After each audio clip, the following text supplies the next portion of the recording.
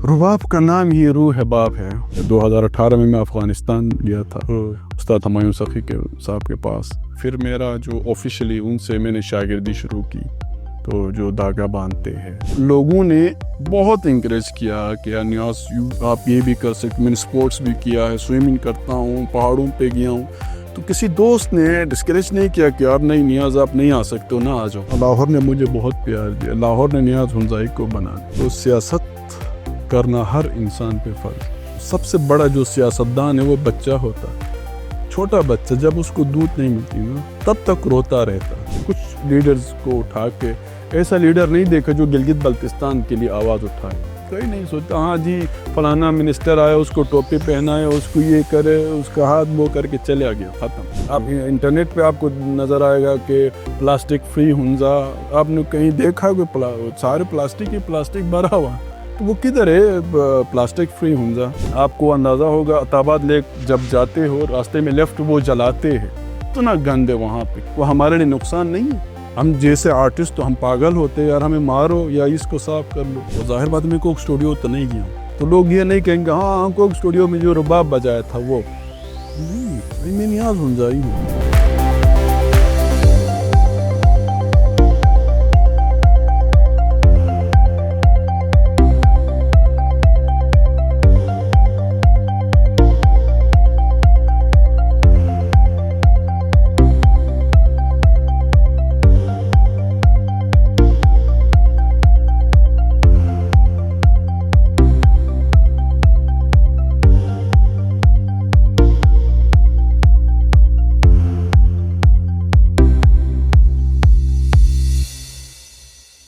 Music کہاں سے شروع ہوا لائف میں؟ پہلی بار کہاں لگا کہ اچھا یہ چیز ہے جو مجھے کھینچتی ہے؟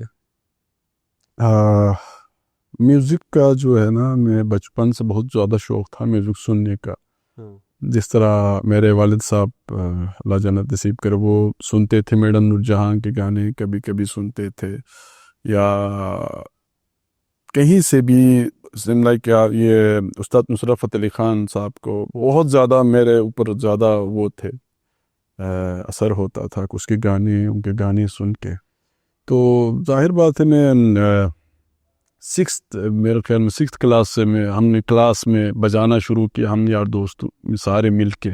اچھا یہ ڈیسک نہیں ہے اس پہ بجانا, تو شروع کیا. پھر کافی ڈانٹتے بھی تھے کہ آپ پڑھائی کرنے آتے ہو یا بجانے آتے ہو.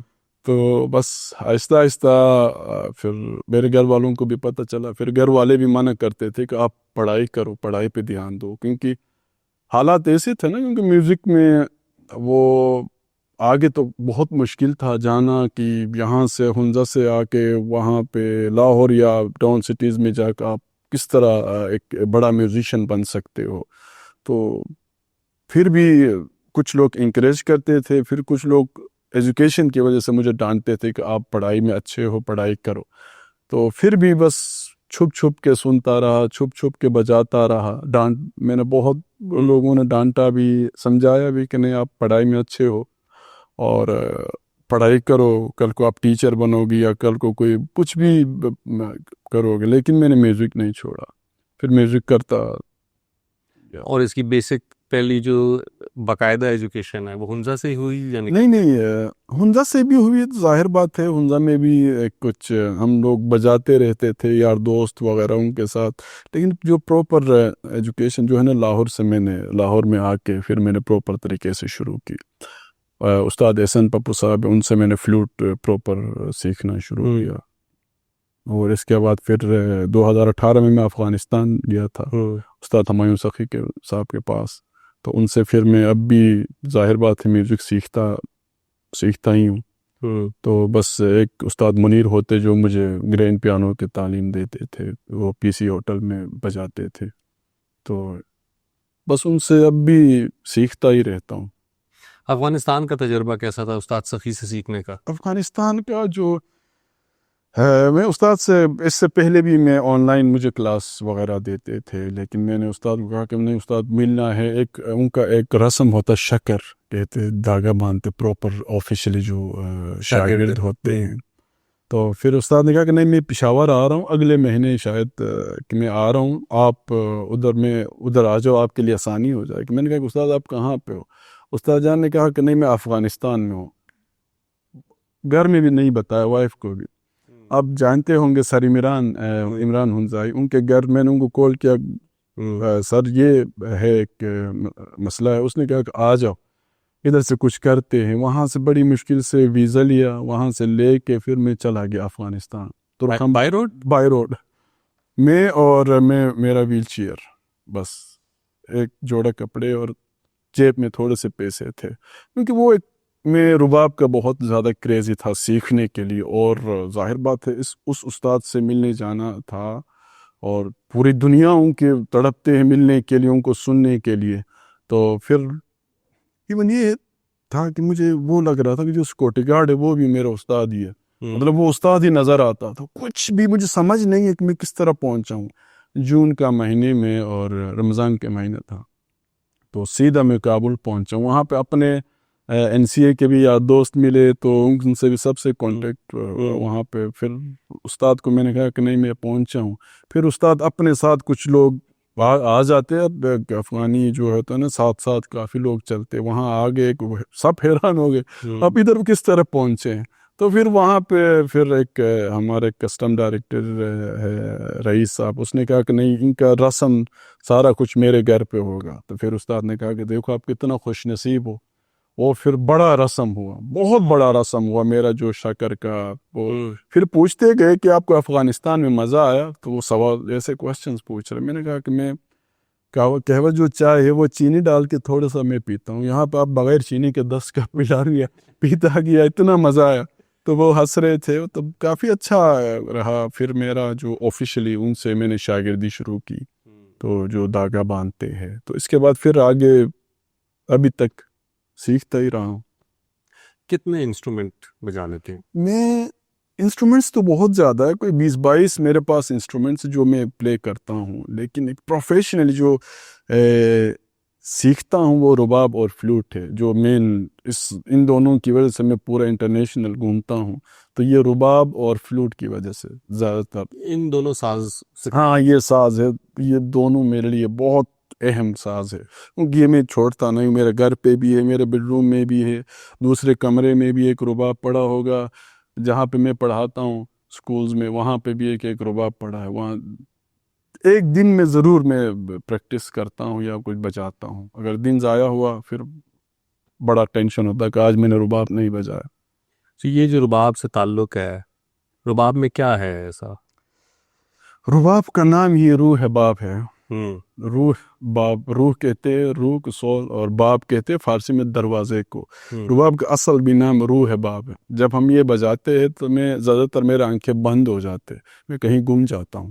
لازمی نہیں کہ میں آنکھیں کسی کی طرف دیکھ کے میں بجاؤں، یا کسی آپ کو پتہ یہ لوگ کنسرٹس میں بجاتے ہیں جو گاتے ہیں، اس طرح نہیں۔ رباب ایک جگہ خوبصورت جگہ آپ بیٹھیں، سامنے کوئی 2-3 لوگ سننے والے ہو، آپ بجاتے جاؤ، پورے دن بجاؤ، 2 دن بجاؤ، 3 دن بجاؤ، آپ کو پتہ ہی نہیں چلے گا۔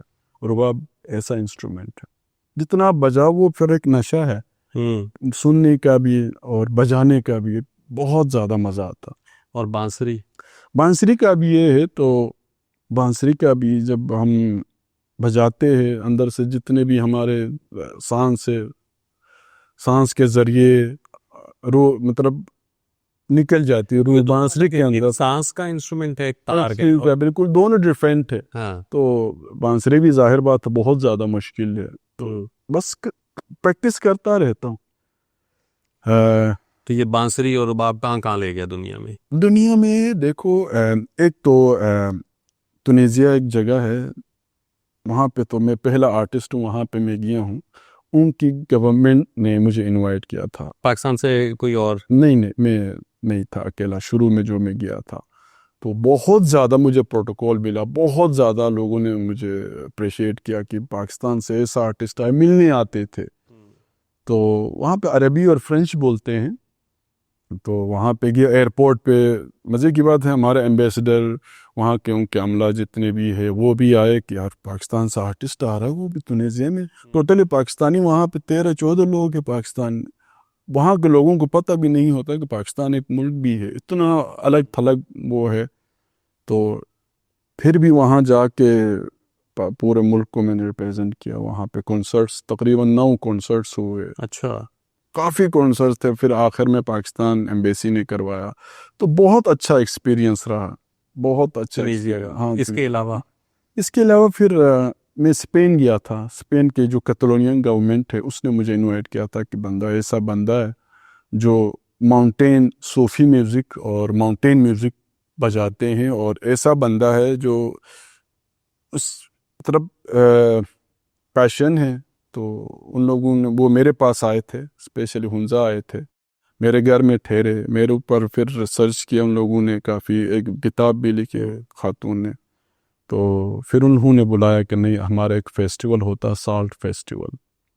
تو اس میں میرے ساتھ میرے ایک جو دوست ہے ممتاز حسین، تو وہ بھی تھا. ایک میری بانجی ہے حمیرہ جاوید، وہ بھی بہت اچھا گاتی ہے. تو وہ ہم تینوں وہاں پہ جا کے سالٹ فیسٹیول ہم نے وہاں پہ پاکستان کو ریپریزنٹ کیا. اور یہاں سے ہم نے پنک سالٹ لے کے گئے تھے. پنک سالٹ لے کے گئے وہاں پہ، ہم نے انوگریشن کیا کہ ہمارا پاکستان سے پنک سالٹ آیا. اور رات بھر مجھے ویل چیئر پہ اتارا نیچے، ویڈیوز بھی پڑے ہیں.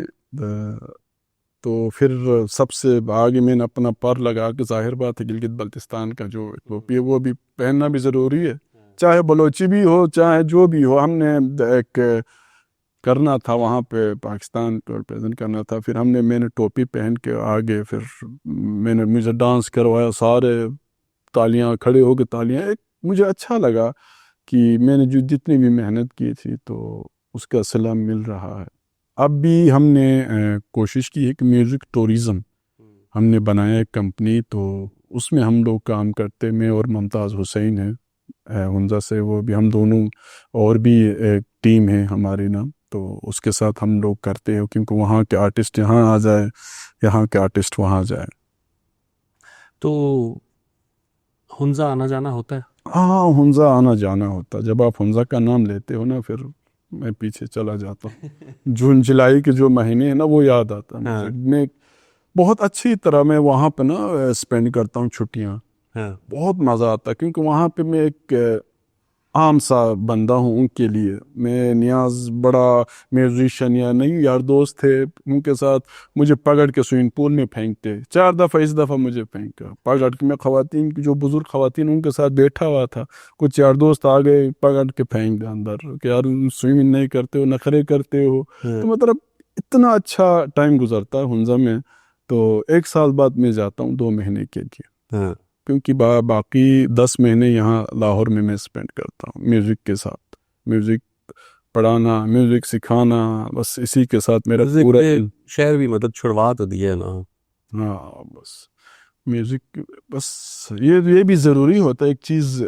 جس طرح ہجرت کرنا اس چیز کے لیے، پھر وہ آپ ظاہر بات ہے کامیاب ہوتے ہو. کیونکہ میرا وہ ہنزا بھی شہر ہے، لاہور بھی ہے، آدھا ادھر آدھا میں ادھر ہوں. کہ لاہور میں بھی لوگ جاننے لگے. لاہور ایک ایکسچینج بہت زیادہ ضروری ہے. جو ہم کلچر جو سمجھتے ہیں نا، وہ پھر زیادہ بندہ آگے جاتا.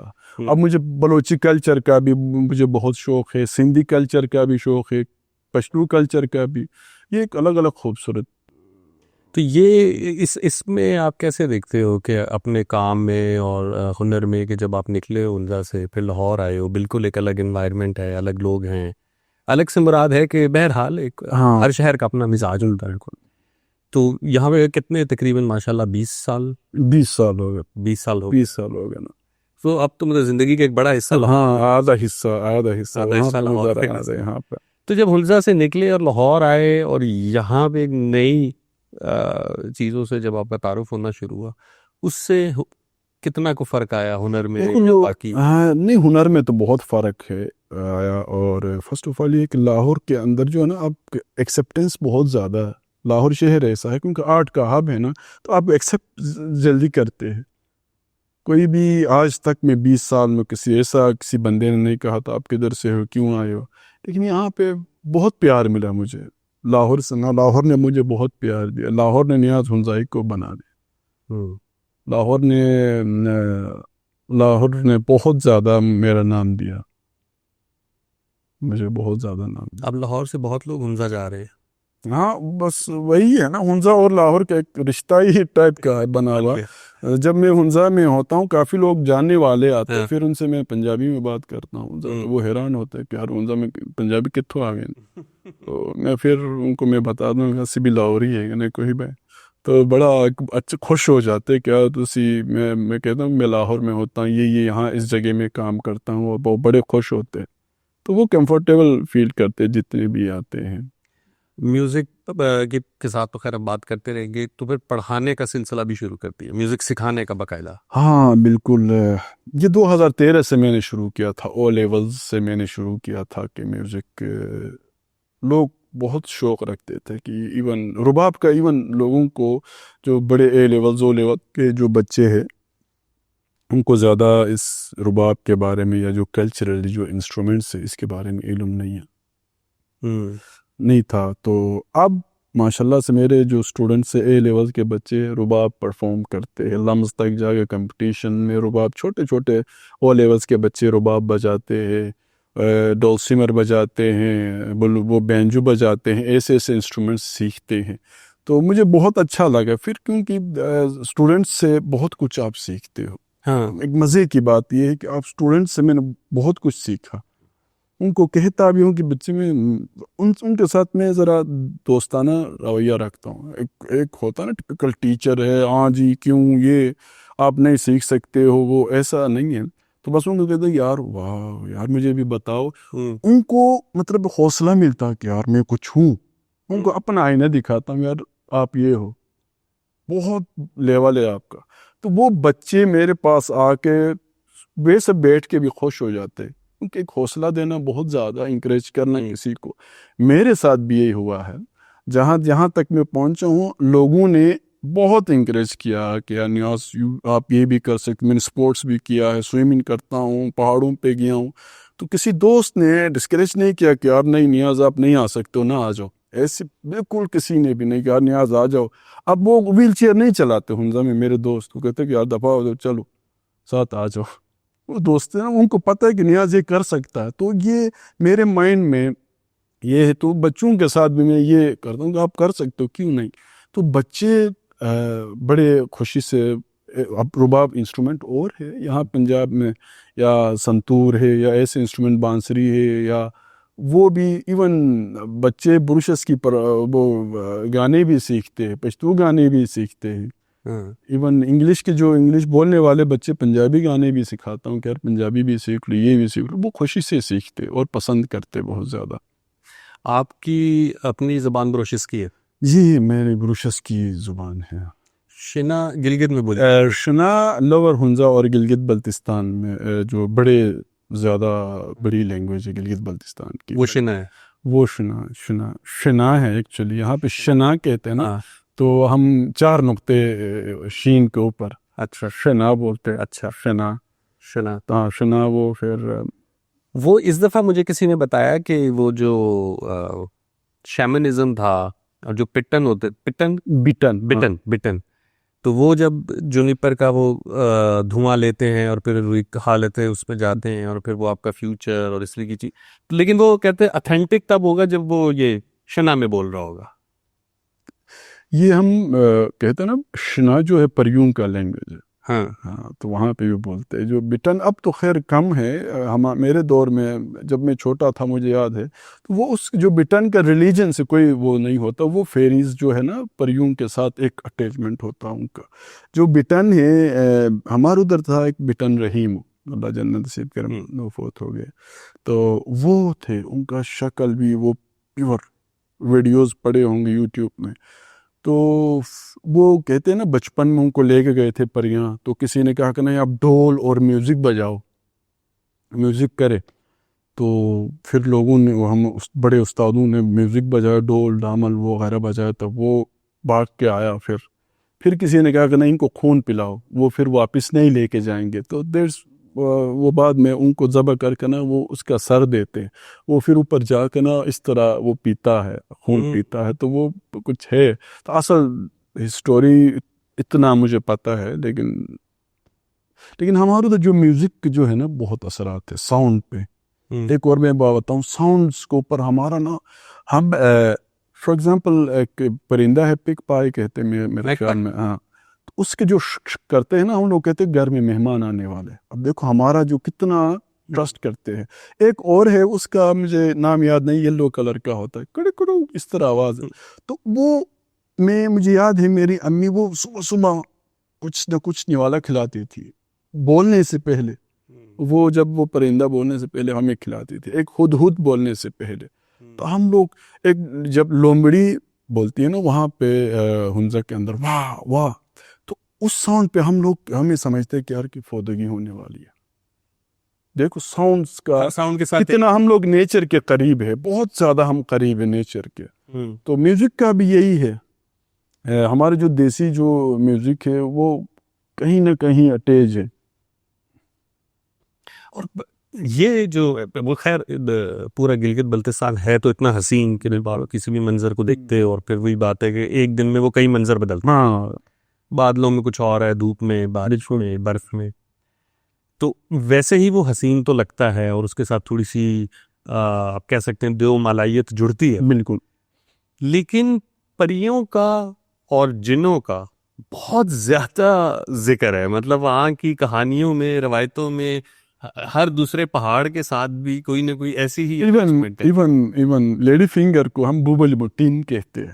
Bobbili mountain, lady finger. اب بعد میں نا ایک عجیب سا ان کچھ لوگوں نے سسٹم کیا پرانے نام چینج کر کے فلانا آباد یہ آباد وہ آباد. لیڈی فنگر سے تو یہ اب بوبلی موٹین مینس وہاں پہ خاتون, ہم لوگ بچپن میں کہانی سنتے آ رہے کہ وہاں پہ ایک بوبلی رہتی ہے ایک مرغی کے ساتھ.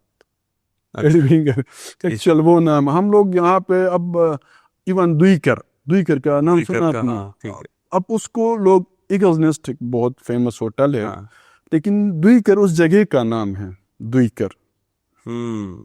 تو لوگوں نے پھر جس طرح کریم آباد رکھا, اس کا نام اصل نام بلتیت ہے, بلتیت کوئی تبیتین نام ہے, ایلتی بیلتی ادھر ادھر اس طرح کا کوئی ہے جو پرانے ایکچول. ہاں وہ کافی کم ہو گیا کیونکہ آپ کو پتہ مکس اپ ہو گیا ہر چیز. ایون میوزک کے اندر بھی ہر بندہ وہاں پہ گٹار بھی لیتے, ہارمونیم, تمبک. ایون تمبک میرے دور میں تمبک نہیں تھا, بعد میں ابھی آیا. تو اس وقت دف یوز کرتے تھے یا وہ ڈھول یوز کرتے تھے. میں کافی شروع میں آیا ہوں نا ادھر, تو تب ہم لوگ بس چھپ کے بجاتے تھے کونوں میں جا کے, کہیں پہاڑ پہ جا کے رات کو. پھر بڑے ہمارے ادھر نمبردار صاحبان ہمیں ڈانٹتے تھے کہ یہ بندہ یہ بجاتا کہ بڑے ہم نے اچھا بڑے بہت زیادہ. ویسے عام طور پہ تو یہاں پہ یہی خیال تصور میں یہی ہے کہ شاید بہت پروگریسو ہے ہنزا. پروگریسو تو وہ ہے لیکن اصل نہیں. اصل یہ ہے نا ہنزا لوگوں نے, یہاں کے لوگوں نے اور دیکھا, کیونکہ میں وہاں سے ہوں, وہ ہمارے نا ہم جیسے کچھ سینسٹیو لوگ ہیں. میں بہت سینسٹیو کلچر کے اس پہ اور کنسٹرکشن کے اوپر دیکھ کے نا مجھے رونا آتا. اب درخت دیکھتا ہوں, میں پہلے بھی بات کر رہا تھا آپ سے, تو میں صبح میرے گھر سے میری بہن نے انگور بھیجے اور اس کے ساتھ کوئی پھل فروٹ تھے, وہ میں کھا رہا تھا. میں نے کہا کہ دیکھو ہمارے پاؤں کے نیچے جو زمین ہے وہاں سے کیا اگتا ہے. یہ انگور کھانے کے لیے یہاں پہ 500-600 کلو ہے, اتنا بھیجی, اور مزے کے میں کھا رہا ہوں وہاں پہ گھر کے باہر لٹکے ہوئے. اور کچھ لوگ, اب میری زمین جو ہے, اب کچھ لوگ کہتے ہیں کہ یار اس کو آپ توڑ کے وہ ہوٹل بناؤ. ایسا تو نہیں ہوتا نا. اب زمین اتنا زرخیز زمین ہے, وہاں پہ آپ پھل فروٹ اگاؤ, سبزی اچھی طرح آپ کھا لو. اس طرح کنسپٹ اب ٹورزم کی وجہ سے نا کچھ زیادہ ہوا ہے نا. لوگ ہوٹلز بنا کے, ایک چلو ہوٹلز تو ضروری ہے ٹورزم کے لیے, لیکن زیادہ تر ایکو فرینڈلی ٹورزم وہ ضروری ہے نا. ہم خود بھی اس پہ کافی میں کوشش کرتا ہوں یار دوست کو کنونس کرنے کے لیے. جب میں ہنزا جاتا ہوں ہر کسی کو یہ کنونس کرتا ہوں کہ ہاں دیکھو درخت لگائے, یہ کرے, یہاں پہ یہ کرے, وہ کرے, آئیڈیاز دیتا رہتا ہوں. لیکن لوگوں کا ظاہر بات ہے کاروبار ہے, بزنس ہے. وہ اس دفعہ ٹیمپریچر بھی کافی بڑھ چکا ہے نا. دیکھنا یار عدیل میں 4 دن پھنسا رہا, 4 دن میں پھنسا رہا راستے میں ہم سوتے رہے, فیملیز تھے ہمارے ساتھ. یہ حالات ہے. سیلاب آ کے میں نے کبھی سوچا بھی نہیں تھا وہاں سے سیلاب آئے گا. زمین کے اندر سے وہ سیلاب نکل کے آیا، وہ کلائمیٹ چینج کی وجہ سے۔ ایک تو ٹورزم ہے ہمارے ادھر، ہم خوش بھی ہوتے، ظاہر بات ہے پیسہ تو پیسے کے ساتھ پھر پرابلمز بھی ہیں۔ ہاں مطلب یہ کہ ڈیولپمنٹ تو چلے ہو رہی ہے، لیکن جیسے کلچرلی میں کہہ رہا ہوں نا کہ وہ واقعی پریوں کا ذکر بہت ملے گا، متس بہت ملیں گی، اچھا منظر بھی ویسے ہی ہیں، اور پھر آپ جب وہ لائف دیکھتے ہو تو آپ کو لگتا ہے کہ یہ تھوڑی سی جو بھی ہماری لائف ہے، میں یہ نہیں کہتا کہ وہ بہت فیری لینڈ ہے، لیکن جو بھی ہماری یہاں کی لائف ہے اس سے بڑی ڈفرینٹ ہے، تو اس کو پریزرو بھی تو کیا جا سکتا ہے ود فیسلٹیز، بجائے اس کے کہ وہاں پہ بہت زیادہ کنسٹرکشن سیمنٹ کی ہونے لگ جائے، ہیلز بننے لگ ایک مثال بتا رہا ہوں عدیل، عمان دیکھ لے، عمان میں بلڈنگز نہیں، عمان میں بھی ہے نا دبئی کی طرح، وہاں پہ بھی میں بہت متاثر ہوں، کیونکہ وہاں پہ جو کلچر پریزرو کر کے رکھا ہوا پرانے، ایون سوئٹزرلینڈ دیکھو، سوئٹزرلینڈ میں ٹورسٹ نہیں ہے۔ تونیزیا گیا ہوں، سیدھی بوسائٹ، خوبصورت جگہ ہے، وائٹ کلر ہے، بلو کلر کی کھڑکیاں ہیں، پرانے گھر ہے، لوگوں نے بلڈنگز نہیں بنایا، سامنے سمندر ہے، جب آپ اوپر نکلتے ہو نا وائٹ کلر کا عجیب و غریب نظر آتا، سارا وائٹ اور بلو، سامنے سمندر، تو وہاں پہ پرانے جو گھر ہے نا، چھوٹے چھوٹے کھڑکیوں سے باہر کھول کے کافی شاپ۔ اب میں جب اسپین گیا وہاں پہ کلچر سینٹرز بنے ہوئے تھے ڈفرینٹ، لوگوں نے نہیں توڑا، کچھ لوگ غصہ بھی کر رہے تھے کہ یہاں پہ یہ توڑ کے بلڈنگ بنایا، لیکن وہاں پہ وائن شاپس پرانے پتھر اور ووڈ کے بنے ہوئے، میں نے خود ویڈیوز بنائے، وہاں پتھر کے وہ بنا کے لوگوں نے کافی شاپس ریسٹورینٹس بنائے، اسی طرح رکھا ہوا، پرانے گلیاں ہیں، چھوٹے چھوٹے گلیوں میں، جیرونا ایک جگہ، وہاں پہ ہم پھرتے رہے، تو جس طرح آپ التت میں، ہنزا التت میں جب آپ اندر پھرتے ہو نا اسی طرح، لیکن لوگوں نے اس کو زیادہ نقصان کم کیا وہاں پہ، کیونکہ وہ لوگ ان کو پتہ ہے اس سے ہمارا کتنا نقصان ہے۔ ہمارے ادھر بھی یہ چیزیں ہونا ضروری ہے، ہم تو خیر ابھی پیسے آ رہے، جو اپ کمنگ جنریشن ہے نا، وہ اپ کمنگ جنریشن کے لیے ہم اپنے پوتے یا اپنے بچوں کے لیے پھر ایک پرابلم کریٹ کر کے ہم جائیں گے۔ یہ ہے۔ ابھی آپ وہ پھل کی بات کر رہے تھے نا، تو ایک میرا دوست ہے ابھی، اس نے ہنزا میں نا کافی شاپ کھولی اپنی، تو میں اس کے پاس بیٹھا ہوا تھا، تو مجھے کہتا ہے کہ ادھر چڑیاں اور یہ اس طرح کے پرندے بہت آتے تھے، تو میں ایک دفعہ آتے ہوئے باجرہ لے آیا، تو میں نے ادھر باجرہ ڈالا، اور پھر وہ بالکل انسی کے سٹائل میں چڑیوں نے کوئی لفٹ ہی نہیں کرائی، کیونکہ میں نے غور کیا بہت زیادہ پھل فروٹ گرا ہوتا ہے درختوں سے، سیب اور یہ ساری چیزیں، سوچنے کا وہ اتنا اچھا کھانا کھا رہی ہے، انہوں نے کہا باجرہ کیوں کھائیں گے ہم تمہاری مڈیر پہ آ کے، تو جنرلی تو شاید وہ جگہ جتنے لوگ ہیں وہاں پہ اس سے زیادہ پروڈکٹیو ہے، اگر یہ ٹورزم ٹھیک ہے، اچھی بات ہے، جانا چاہیے، بٹ ویسے ہی جو وہاں کے ریسورسز ہیں اور جو وہاں پہ پوٹینشیل ہے، تو وہ تو آلریڈی سرپلس میں جا سکتا ہے، I think it just requires a big management, لیکن ایک عجیب کیونکہ میں بھی 10-12 سال سے جا رہا ہوں، بہت تیزی سے نا وہاں پہ ڈیولپمنٹ، میں بات بتاؤں نا، ہمارا تو جو گورنمنٹ ہے نا، گورنمنٹ کسی کام کا نہیں ہوتا،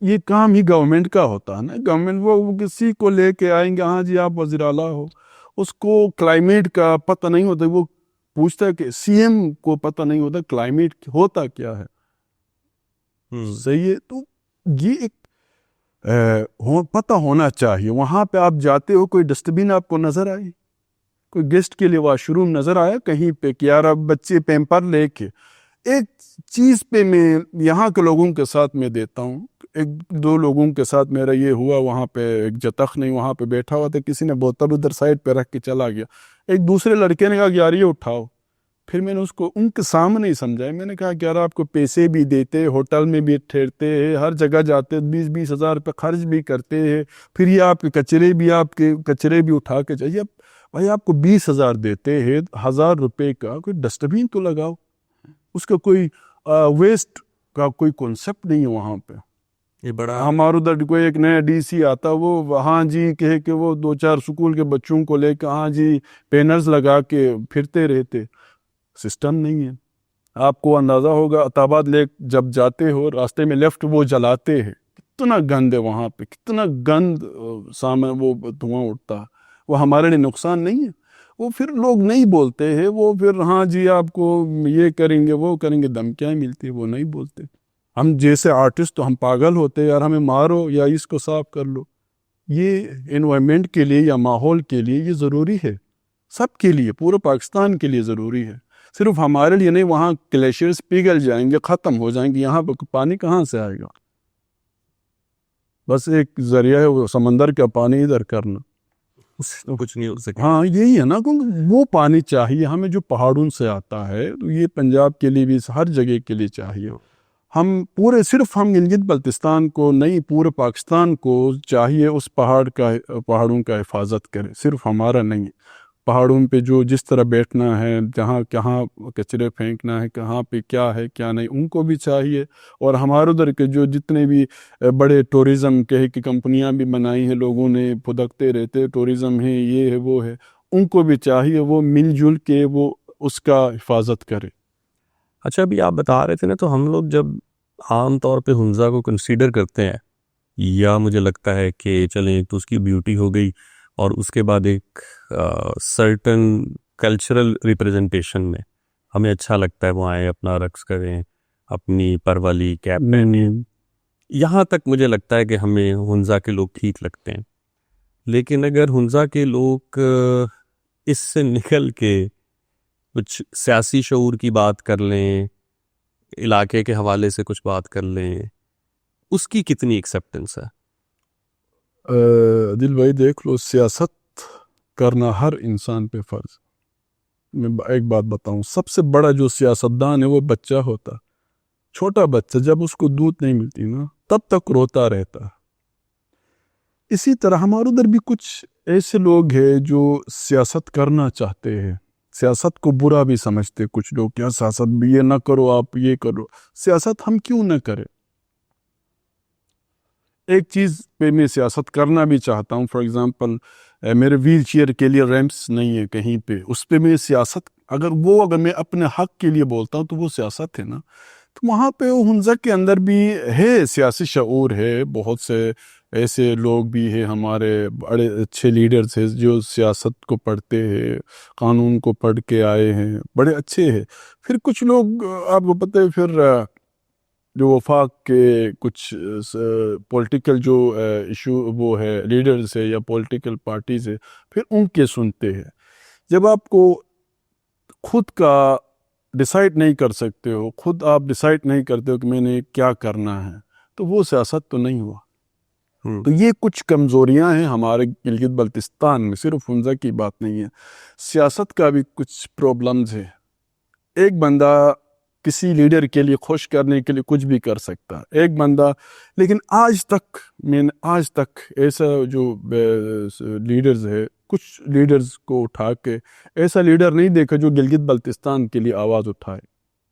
کوئی نہیں سوچتا ہاں جی فلانا منسٹر آیا، اس کو ٹوپی پہنائے، اس کو یہ کرے، اس کا ہاتھ وہ کر کے چلے گیا، ختم، اس کو خوش کرنے کے لیے. اور مزے کی بات ہے وہاں پہ ظاہر بات ہے اب زمینیں لوگ نہیں دیتے. کچھ ایسے جو بڑے ہے سیاستدانوں نے زمینیں لی ہوئی، وہاں پہ ان لوگوں کے ہوٹلز بھی کھلے ہوئے. تو یہ ایک مجھے لگتا ہے ہنزا کے اندر خاص کر ایک کمزوری ہے سیاست کے. اس پہ ہمیں کرنی چاہیے. سیاست تو کوئی بری چیز تو نہیں ہے. اپنے حقوق اور اپنے علاقے میں کرتا ہوں. اگر جب ہمارے جگہ اگر کہیں پہ راستہ خراب ہے تو اگر میں بولتا ہوں تو میرے لیے کوئی کس کے لیے کیا مسئلہ ہے.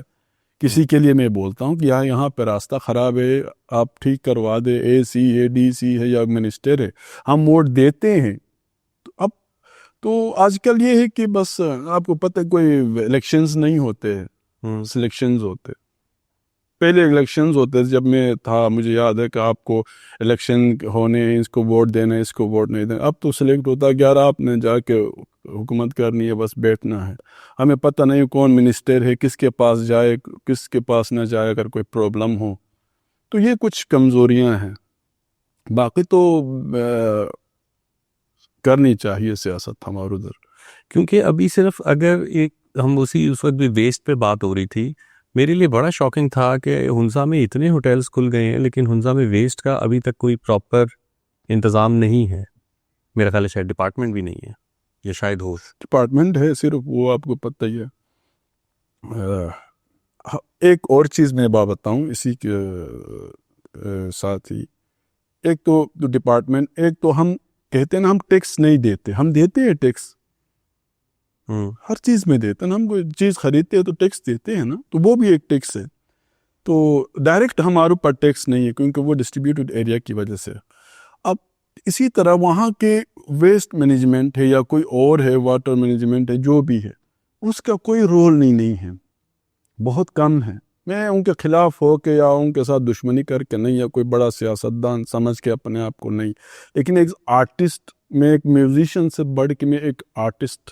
آرٹ ہے, آرٹ مینز جو درخت کس طرح بنا ہے, میرا فرض ہے درخت کو پروٹیکٹ کرنا, نیچر کے پروٹیکٹ کرنا. وہ چیز ایک آرٹسٹ کو ظاہر بات غصہ آئے گا, ظاہر بات ہے کتنے لوگ, میں میوزک کرتا ہوں تو ظاہر بات لوگوں کے لیے لوگ سنتے ہیں, تو میں چاہتا ہوں کہ میری بات بھی سنیں.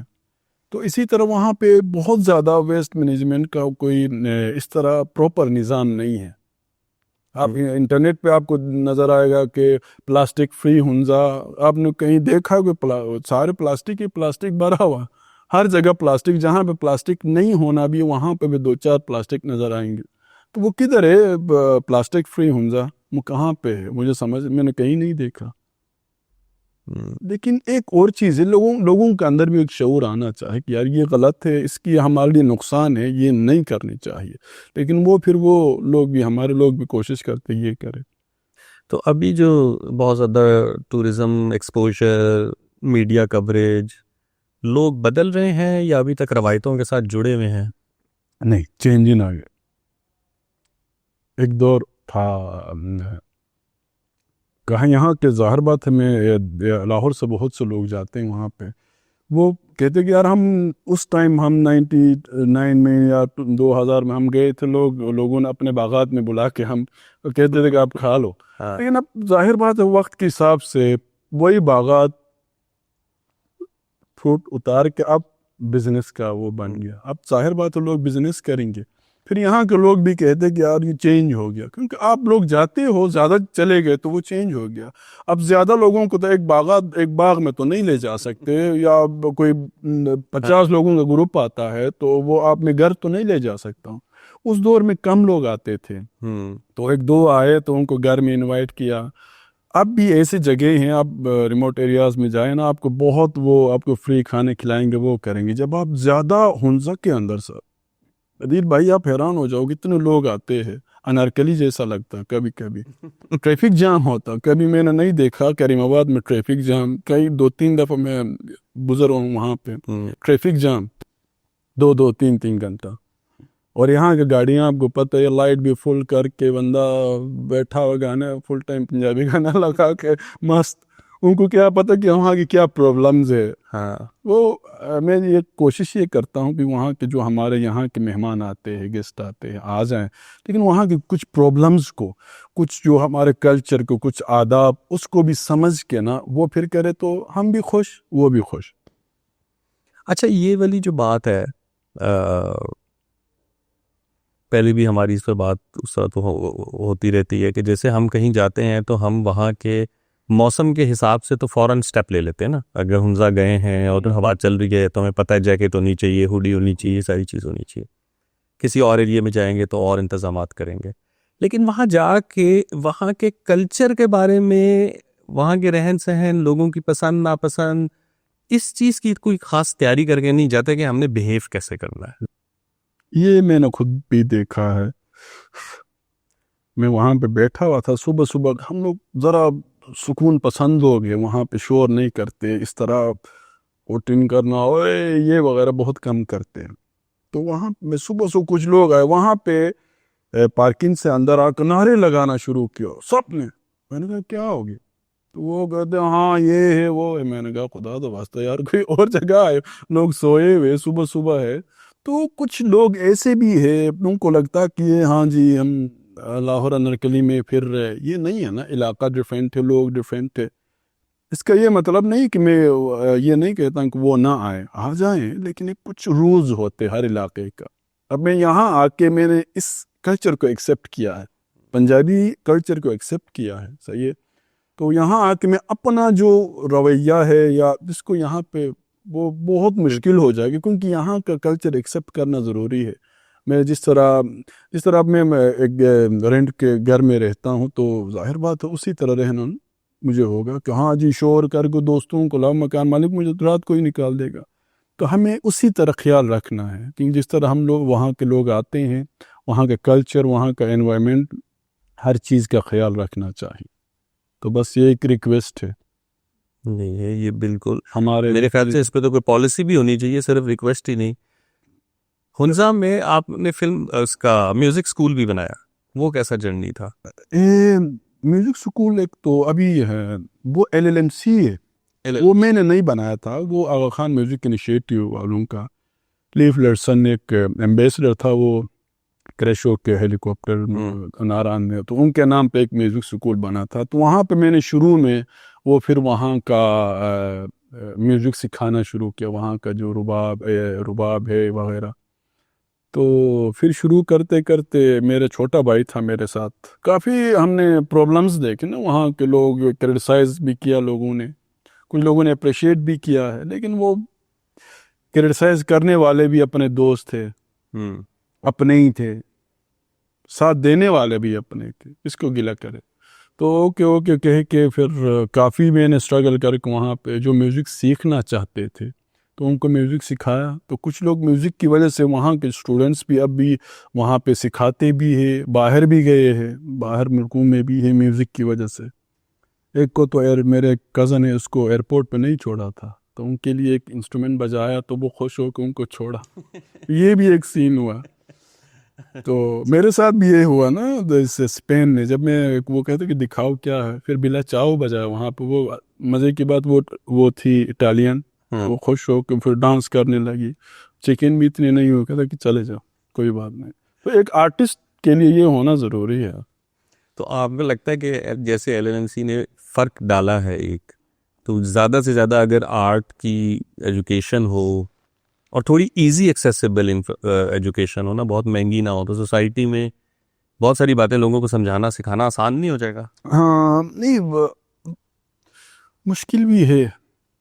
ایک چیز میں دل میں بتا دوں, ہر چیز کا نا ایک, اگر میں آپ کے فیلڈ میں آ جاؤں, مجھے بولنا نہیں آتا, گلابی اردو بولتا ہوں, جس طرح آپ اردو بولتے یہاں کے لوگ بولتے, اتنا مزہ نہیں آئے گا. لوگوں کو مزہ آئے گا, لیکن اب میں اپنے فیلڈ میں ٹھیک ہوں, صحیح ہے. اسی طرح اب میں اس فیلڈ میں فل ٹائم جاب ہے ایک آرٹسٹ کے لیے. میں میوزک میں فل ٹائم کرتا ہوں, اس کے علاوہ میں کچھ نہیں کرتا. میرے پاس لیپ ٹاپ پڑا ہو, ریکارڈنگ میں نہیں لگتا, وہ پروڈکشن میں بھی نہیں جاتا ہوں, کیونکہ میوزک مشکل ہے. اگر آپ فل ٹائم میوزک کرتے ہو تو آپ آگے بڑھ سکتے ہو. تو اسی طرح ہنزا کے ہمارے جو LLMC میں بھی کافی بچے سیکھتے رہے. مشکلات بہت زیادہ تھے وہاں پہ نا. پھر میں چھوڑ کے ادھر آیا. ادھر آ کے پھر وہاں پہ ہمارے NCA سے پڑھا تھا ضیاء الکریم. تو وہاں جا کے اس نے اور بھی ایک, ظاہر بات ہے اس کا بھی ایک آئیڈیا مکس ہوا, تو اس نے اور بھی ایک اچھا کیا. اس نے آرکیسٹرا بنائے, اس کو اور بھی اچھا کیا. تو وہ بدقسمتی سے اس کا سوچ بھی اچھا تھا, وہ ایکسیڈنٹ میں انتقال کر گئے, اللہ جنت نصیب کرے. اس کا کافی نقصانات بھی ہوا ان بچوں کو پر, کیونکہ میں یہاں پہ سیٹلڈ ہوں, کیونکہ میں ذرا میرا مائنڈ وہ سارا کچھ یہاں پہ. اگر میں یہاں چھوڑ کے وہاں جاؤں تو میرے لیے بہت مشکل ہو جائے گا.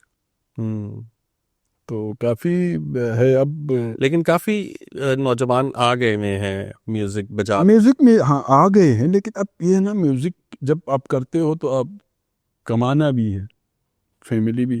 اب میں یہاں پہ میں نے رینٹ دینا ہوتا. اب مجھے ظاہر بات ہے مجھے AC بھی چاہیے, ظاہر بات ہے ہر چیز چاہیے فیملی کے لیے, ہر چیز. اب کہاں سے ہم کریں گے؟ تو اس کے لیے ایک محنت ضروری ہے. اب میں نے جو دھکے کھایا, محنت کی ہے, جا کے پھر اپنے آپ کو منایا, ارن کرتا ہوں, اس سے اچھا ارن ہوتا ہے. تو اس لیے ان کے لیے بھی یہ زیادہ تر میں کوشش کرتا ہوں کہ اگر کرنا ہے تو اچھی طرح صحیح طرح پروفیشنلی کرے. میوزک انڈسٹری کو کیسے دیکھتے ہیں؟ کیونکہ میں جب لوگوں سے, نوجوانوں سے ملتا ہوں نا, تو تھوڑے سے ایک, جیسے ہمارے وقتوں میں یہ تھا کہ ریکارڈ لیبلز ہوتے تھے, کیسٹس آتی تھیں, لوگ سنتے تھے, پھر CDs بھی لوگ سنتے تھے.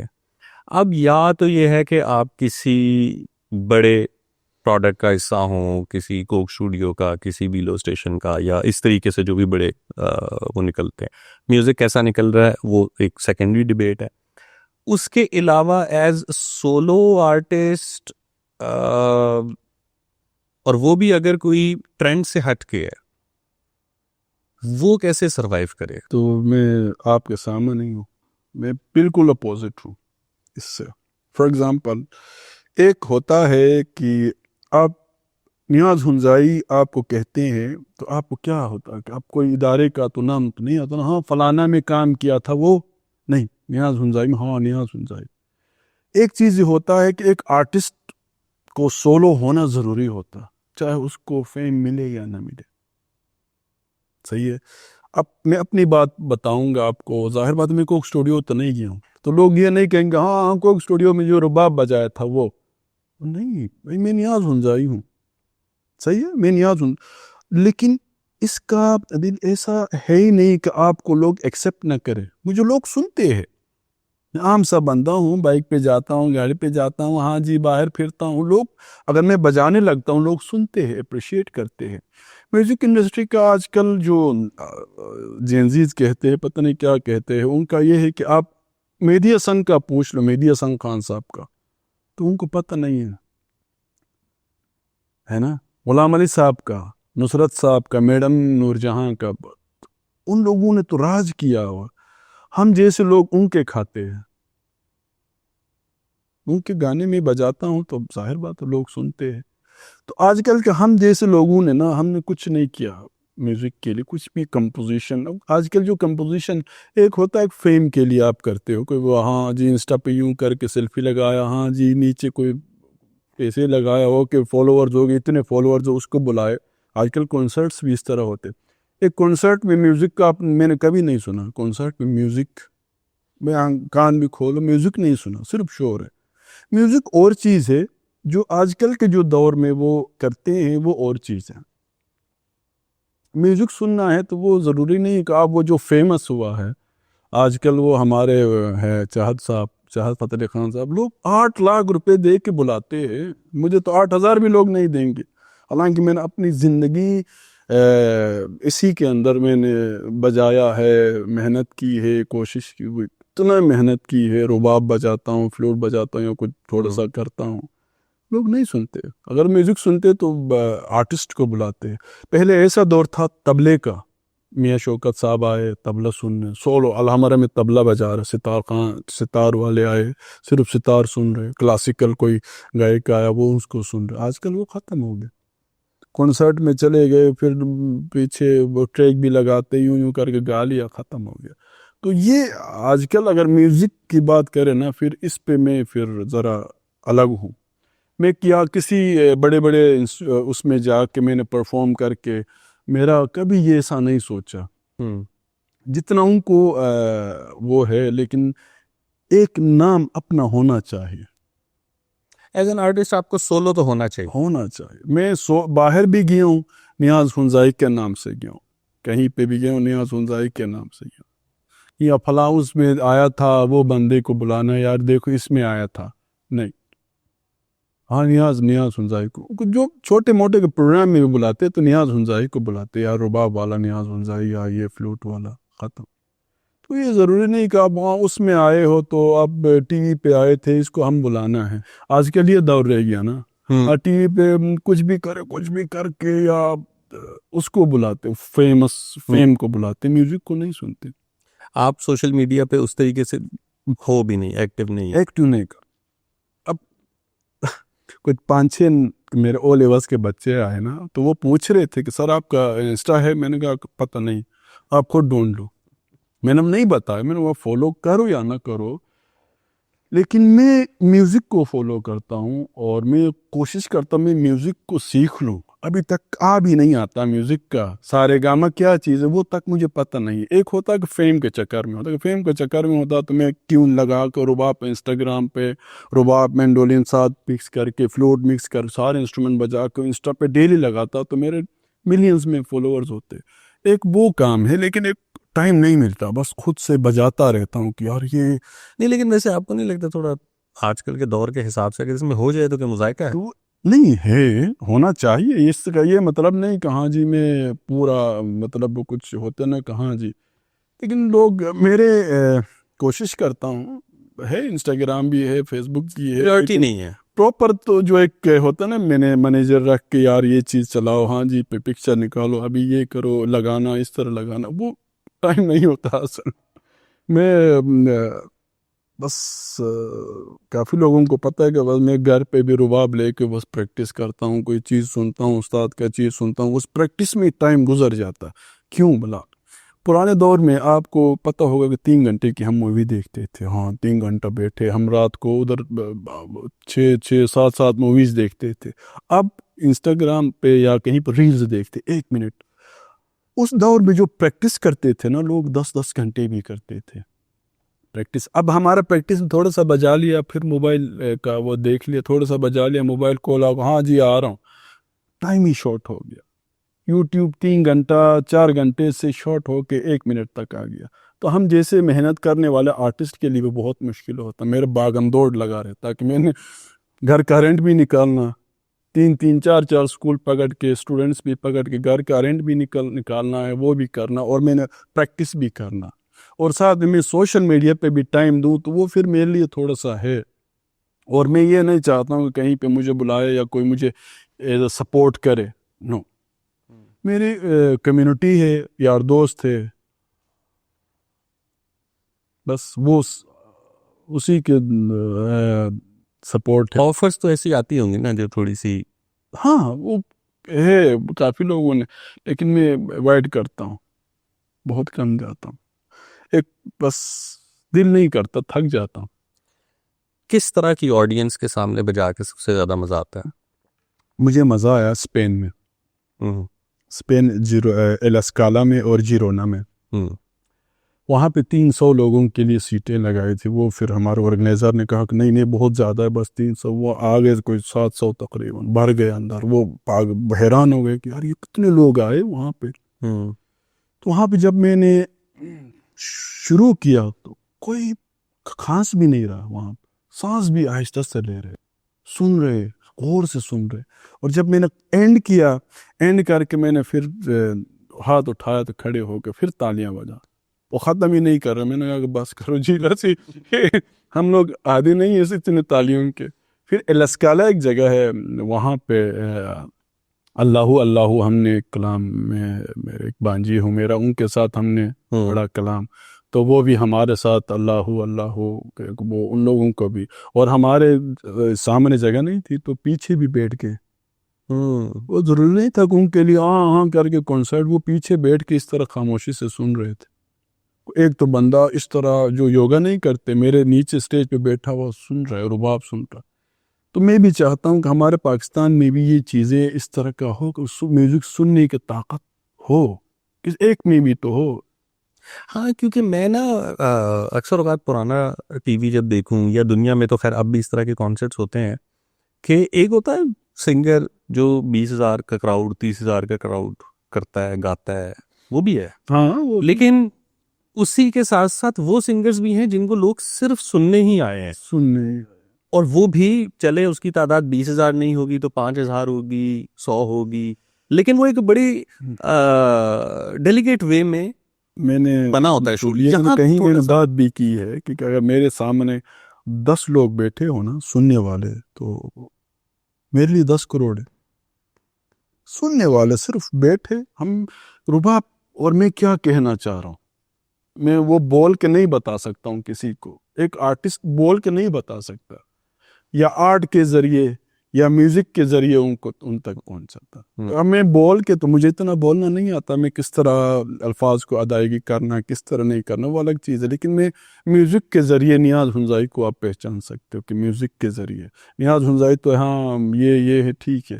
لیکن جب آپ میں میوزک میں آتا ہوں نا، پھر نیاز ہنزائی کو بندہ پہچان سکتا کہ ہاں یہ نیاز ہنزائی ہے. ابھی بچپن میں تو آپ نے بتایا آپ بہت میوزک سنتے تھے، ابھی بھی سنتے ہیں؟ میں سنتا ہوں، کلاسیکل بہت سنتا ہوں، اور استاد شفقت سلامت علی خان کو میں بہت سنتا ہوں، اور بھی رباب سنتا ہوں، استاد ہمایوں سخی صاحب کا طبلہ سنتا ہوں، طافو صاحب کا طبلہ سنتا ہوں، میاں صاحب کا صرف سولو میوزک وہ سنتا ہوں جو اصل میوزک ہے. وہ کون، وہ کیا تھے؟ میڈم کو میں سنتا ہوں، نصرت صاحب کو سنتا ہوں، ان کی جو سر ہے وہ لگاتے کس طرح تھے، اب ہم کیوں نہیں لگا سکتے ہیں؟ ان کا سپیچ، ان کا ادائیگی، تلفظ کا ادائیگی، میڈم کی آپ کو پتہ ہے، مہدی صاحب کا، اب کچھ نظر نہیں آتے.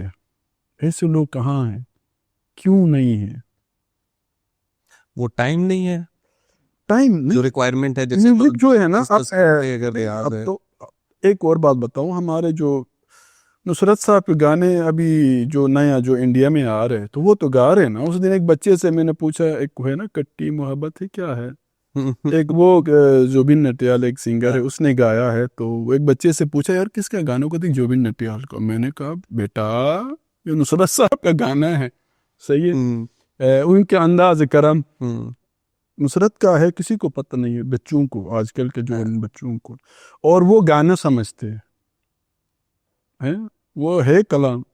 ہاں تو بس یہ ان چیزوں کا فرق ہے. یہ چیزیں جو جتنے بھی ہمارے پاکستان میں میوزک ٹیچرز ہیں، یہ چیزیں ضرور سکھانا ضروری ہے کہ یار یہ فرق ضروری ہے. اب یہ جو والی بات آپ نے کی کہ وہ گانا نہیں ہے، وہ کلام ہے، وہ جو ایک وہی والی بات ہے کہ جب آپ ایک پروڈکٹ کو یا کسی چیز کو پڑھ رہے ہو یا گا رہے ہو، اگر آپ کو اس کی ہسٹری پتہ ہے تو سارا پروسیس ہی چینج ہو گیا نا، بنانے کا، گانے کا. صاحب کا ہے، ظاہر بات ہے، وہ ان کے انداز کرم، وہ سارا کچھ اس نے اگر ہم سوچا جائے، اب بابا بلی شاہ کو دیکھ، ایسے بھی وہ گائے گھور پیا کوئی اور، بلی شاہ سے مرنا نہ ہی گھور پیا کوئی اور. وہ تو اب ہم اس کو گانا سمجھ کے نہیں گا، صوفیانہ کلام کہتے ہیں اس کو، بھاوے جانے نہ جانے وے آوڑ میں، وہ سارے صوفیانہ کلامز میں ہم کرتے ہیں. میں باہر اسپین میں بھی یہ پنجابی اور یہ ہمارے صوفیانہ کلامز میں نے کیے، تو وہ ان کو بہت اچھا لگا، سنتے رہے اور اس کو انہیل کیا اور مزہ آیا ان کو. ہمارے ادھر میں سناؤں گا، وہ یار بور ہو گئے نا یار ان کا سناؤ، ایک یہ دوسرا گانا سناؤ شور والا ذرا. تو اب میں ظاہر بات میں شور والا تو نہیں ہوں، میں سکون سے بیٹھ کے رباب بجا کے سکون کرنے والا بندہ ہوں. تو کچھ ایسے بزنس تو بڑا افیکٹ ہوتا ہے نہیں، یا ہیں ابھی بھی؟ نہیں، بزنس کا تو ہے ہاں. اب مجھ جیسے لوگ، ظاہر بات ہے سمجھنے والے بھی ہیں، مجھ جیسے لوگ سمجھتے ہیں. یہ نہیں کہ اب میرے پاس ایون پرائیویٹ جو میں کرتے ہیں وہاں پہ آتے ہیں اچھے اسٹوڈنٹس بھی آتے ہیں جو مجھے سمجھتے ہیں، کوئی تھوڑے سے لوگ ہیں. اس میں بھی میں نے مارکیٹنگ نہیں کی ہے کہ فیس بک پہ لگا کے فلاں میں اسٹوڈیو ہے، وہاں پہ ہمارا ایک سیٹ اپ ہے 3 تال اسٹوڈیو، وہاں پہ ہم لوگ وہ کرتے ہیں. تو وہاں پہ بھی میں نے فیس بک پہ کبھی نہیں لگایا کہ میرے پاس سیکھنے آ جاؤ. نہ کسی اسٹوڈنٹ کو پتہ ہے جو اسکولز میں پڑھاتا ہوں. بچے آتے ہیں یا کوئی بھی ہے میرے پاس خود آتا، کسی کے ذریعہ آ جاتا. ان کو 4-5 اسٹوڈنٹس ہوتے ہیں، ان کو میں ہارمونیم پہ ووکلز کراتا ہوں، رباب کراتا ہوں، یا کوئی بھی انسٹرومنٹ سیکھنا چاہتا ختم. لیکن وہ دل سے آتے ہیں. اور جو مجھے فالو کیا ہے انسٹا پہ یا کہیں پہ بھی، لوگوں نے دل سے کیا ہے. میں نے زبردستی نہیں کرو بیٹا فالو کرو کہ وہ زبردستی یہ فالو موبائل دو. اگر میں ڈیلی فالو کراؤں گا تو پھر ہر بچے فالو ملینز میں ہوں گے. تو یہ چیز ہونا چاہیے. یہ کتاب لکھی گئی آپ پہ؟ جی یہ ہے لردیس، ایک خاتون ڈائریکٹر ہے. ایک یہ میوزیمز کے جتنے بھی میوزیمز ہے برسلونا الاسکالا میں، تو اس نے یہ لکھی. یہ میرے گھر آئے تھے یہ پورے ڈیلیگیٹس، تو یہ لکھ کے وہاں پہ پھر سیل آؤٹ کیے. ہمارے ایمبیسیڈرز ہے یہاں پہ، جب میں افریقہ گیا تھا اس کے پکچر ہے. تو آگے پھر آخر میں پھر میرے بارے میں پورے وہ بھی، یہ پورے پاکستان کے بارے میں ہے. وہاں پہ جتنے بھی ماؤنٹینز ہے، اسلام آباد کے جو جگہ ہیں، ایک موئنجدارو ہے میرے خیال میں، مونیومنٹس کا تو ہے. ہاں وہ اس کے بھی ہے، موئنجدارو بھی ہے. یس ہاں اصل ہم نے، میں اور ممتاز حسین ہے نا، وہ ہم دونوں نے مل کے آپ کو بتایا بھی تھا میوزک ٹورزم بھی شروع کیا. تو اسی میں پھر ہم لوگ ذرا کیچ اپ کرتے اس کے ساتھ جا کے نا. آپ پہ نظم بھی لکھی ہوئی ہے؟ یہ ہاں یہ پوئم ہے. یہ کونسل ایک خاتون ہے جیرونا سے، تو وہ رائٹر ہے. تو میرے نام پہ نیاز حمزائی کے نام پہ وہ NIAZ اس طرح ہاں اس نے ایک فرینڈشپ جو ہاں وہ ہم نے جو وہاں پہ نا ہم نے خوبصورت اب بہت سے لوگ ہیں آنا چاہ رہے ہیں, کافی لوگ آئے بھی ہیں پاکستان آنا. ہاں ابھی آنا چاہ رہے, تو ہم نے انوائٹ کیا ہے وہاں پہ کہ آپ آ جائیں. نہیں, آپ جیسے آدمی کو بالکل ٹورزم کرنا چاہیے اور میوزک ٹورزم کرنا چاہیے. اس کی وجہ یہ ہے کہ جب آپ یہ بھی بتا رہے تھے نا کہ آپ افغانستان گئے, تو میرے لیے تو یہ بات اتنی خوبصورت بات ہے کہ یہاں سے آرٹسٹ وہاں سیکھنے جا رہا ہے ان حالات میں. ابھی تو یہ حالات ہے, نارمل ہو تو شاید ہمارے روابط اور اچھے ہوں, ہم اور آرٹسٹ ایک دوسرے سے ملے, اور عام طور پہ سیاستدان اور دوسرے طریقے کے لوگ جاتے آتے رہتے ہیں. میرے خیال سے ملکوں کے درمیان میں آرٹسٹ کا تبادلہ ہونا چاہیے, بہت زیادہ ضروری ہے. خاص کر جو اسپین اور پاکستان کا جو ہے نا, ظاہر بات میں بھی 62% پاکستانی ہے اسپین. بارسلونا میں بیٹھا ہوا تھا, ایک چودھری صاحب آئے دھوتے پہن کے فل ٹائم, آج پتر کتنے ہو, ایسا ماحول ہے. لیکن اچھے, بہت مزہ آیا مجھے ہمارے جو پاکستانی کمیونٹی سے مل کے نا, اتنا رسپیکٹ دیا, میں خود حیران ہوا. جب میں آ رہا تھا واپسی میں تو میرے لیے وہ گانا گا رہے تھے قتلن میں نا, میرا جو الوداعی گانے ہیں, تو کافی لوگوں نے تو بہت زیادہ رسپیکٹ دیا ہمارے پاکستانی کمیونٹی نے. اور میرے خیال سے یہی دوسرے ملکوں کے لیے بھی اچھا ہوگا کہ اگر ہم ان کو ہم آرٹسٹ سے ہی ملائیں. اب بھی ہے ہمارا اپ کمنگ نا, ہے ٹورز ہے, اچھے ٹورز ہے پراپر. ہماری پوری ٹیم جائے گی, جس طرح میں نے جو ٹیم بنائی ہے ہم نے, تو وہ ہم پورے جائیں گے پراپر ڈیلیگیٹس بن کے, جو ٹورزم کو لوگوں کو انوائٹ کریں گے ڈفرینٹ کنٹریز سے. کوئی کانسرٹ بھی کرنے جا رہے ہو؟ ہاں وہ ہے ایک, تو میرے خیال میں کنفرم نہیں ہے, ایک فلسطین کے لیے ایک وہ کرنے جا رہے کہ ان کے لیے ٹریبیوٹ دینے کے لیے میں شاید میں بھی افریقہ تونیزیا جاؤں. تو 30 مارچ کو 2026 میں, تو وہاں ان کے لیے ایمبیسی میں, فلسطین ایمبیسی میں ہو, تو ان کے لیے اب جتنے بھی فلسطینی گانے ہیں وہ میں یاد کر رہا ہوں, رباب اور اس کے بڑے مشکل ہوتا ہے, عربی کو ان کا تھوڑا سا ڈیفرنٹ ہے نا عربی, تو بس لگا ہوں.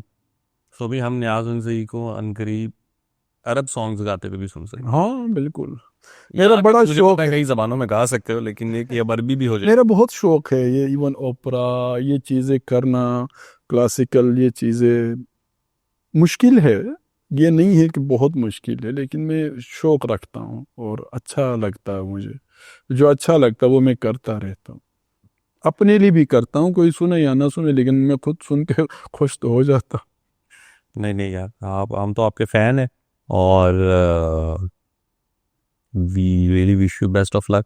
آگے چل کے بہت اچھا کام ہم انشاءاللہ ہمیں سننے کو ملے گا. اسی طرح لگے رہیں. ہمیں تو آپ کو دیکھ کے بھی, آپ سے ہمیں امید مل جاتی ہے کہ بھائی نہیں, لوگ ابھی بھی آرٹ سے جڑے ہوئے ہیں, بلیو رکھتے ہیں. امید آرٹ بالکل اوریجنل ہونا چاہے. اب لازمی نہیں کہ میرے آرٹ کی وجہ سے میں نہیں کھا سکتا ہوں, لوگ نہیں سنتے ہیں.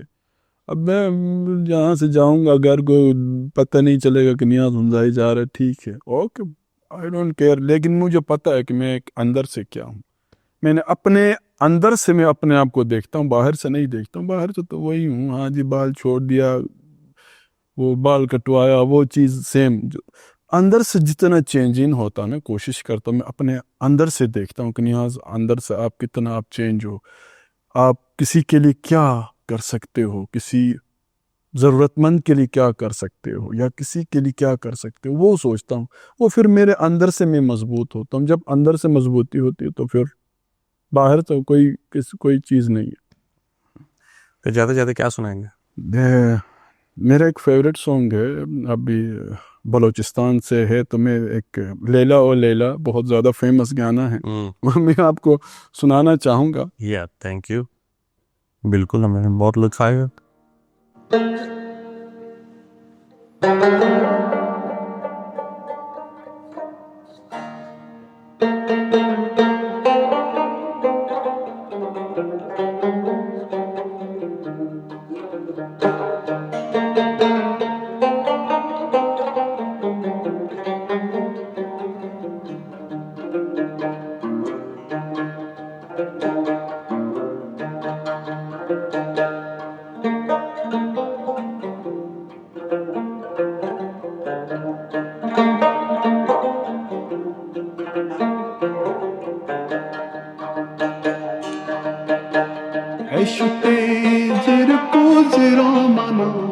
kurku sera manam kurku majazi leila majazi leila leila leila leila leila yathar baru sela majazi leila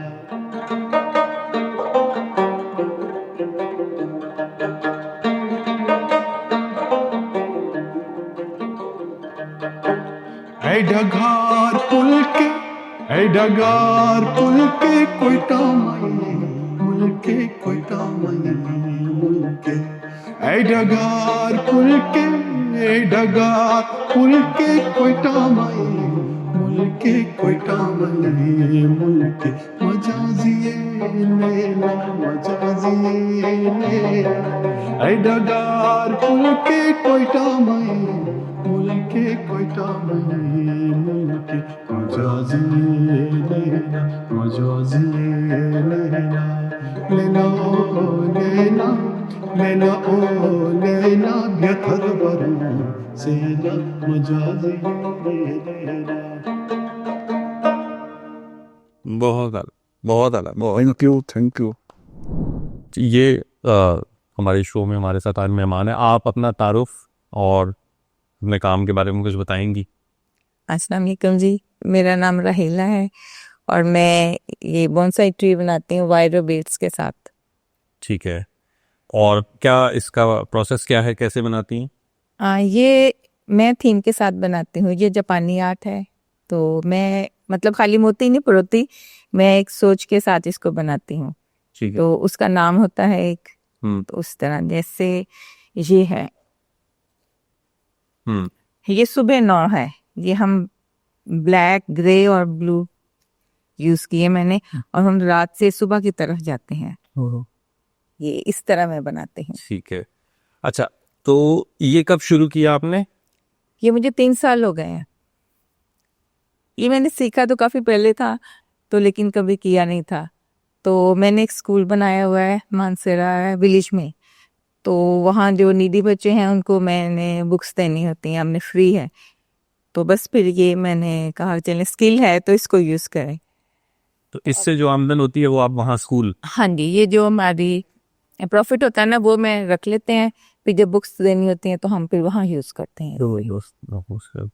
اور نام کیا ہے آپ کے اس کا؟ یہ جمنائی ہنر، میں بیسیکلی خود جمنائی ہوں، میں ہے میرا، تو اسی نام پہ بھی میں نے اس کو جمنائی ہنر. جمنائی ہنر.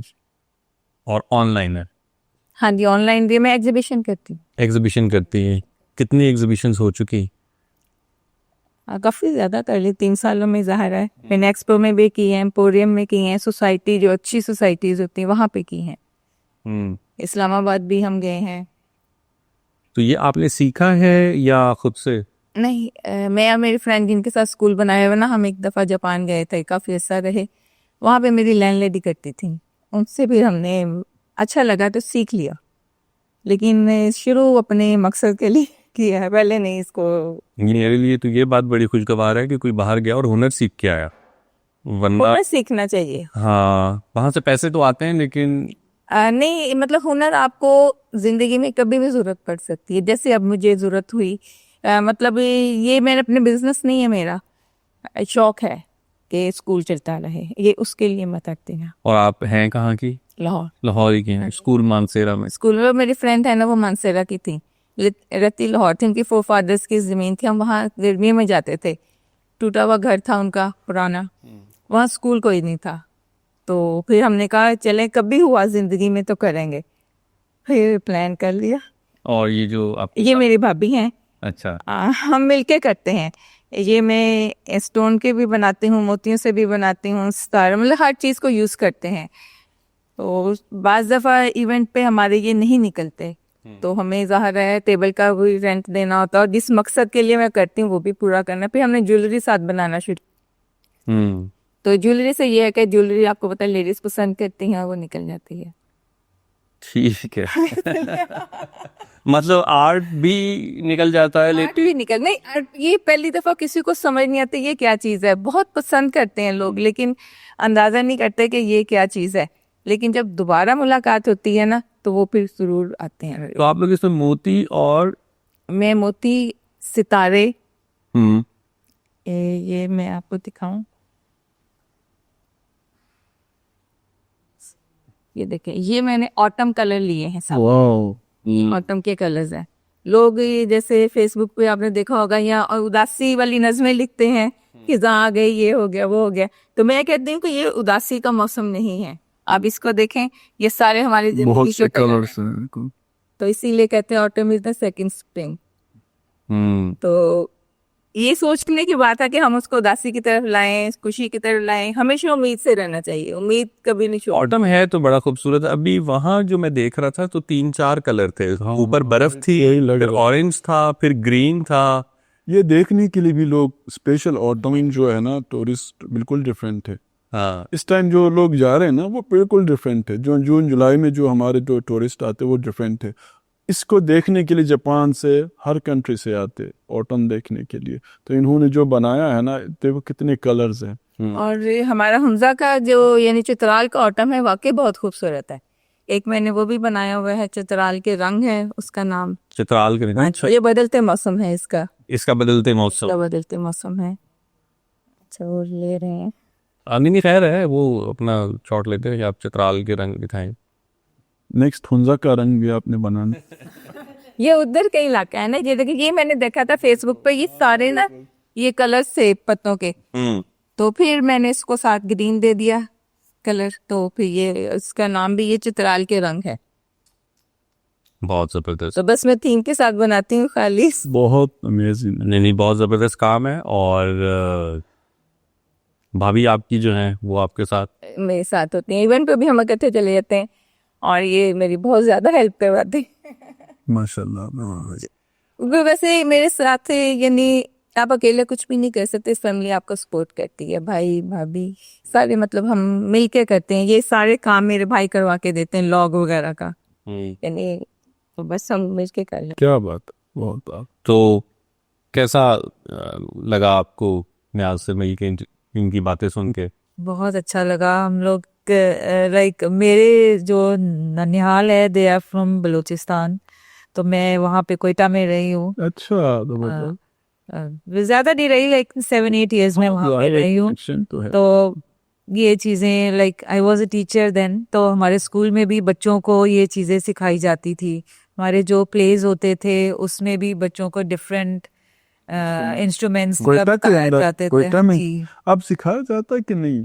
اب تو مشکل ہے, وہ ڈپینڈ کرتا ہے اسکولس پہ. دوسری چیزیں جو ذرا ہائی فائی اسکولس ہوتے ہیں نا ادھر سکھایا جاتا ہے, جو دوسروں میں تو بیگز ہی وہ کہتے ہیں اٹھائیں اور آپ بس وزن ہی اٹھائے. تو سر آپ اس میں سے جو پسند کریں گے نا تو جو مجھے تو وہ بہت سے چیز وہ بھی پسند کر سکتا ہوں. آپ کی مرضی. وہ میں نے اصل ایکچولی نہیں دیکھا تھا, میں نے کیا یہ تو اور چیزیں ہیں. یہ ماحولیات کا ہوا تھا میرا ایک پروگرام, اس کے لیے تھے میں نے بنائے تھے. تو جو کافی لورس ہوں گے ان کو ہوگا کہ درخت لگانا ضروری ہے, تو بینز آئیں گے, اس لیے ماحولیات کے اوپر تھا کہ ہمیں درخت زیادہ لگانے چاہیے. اب دیکھو نا اس کے پیچھے کتنی بڑی سوچ ہے. ایک ہمارے لیے وہ ایک ہے, لیکن ان کی سوچ چیک کرے نا, یہ آرٹسٹ ہے, ان کو کہتے ہیں آرٹسٹ.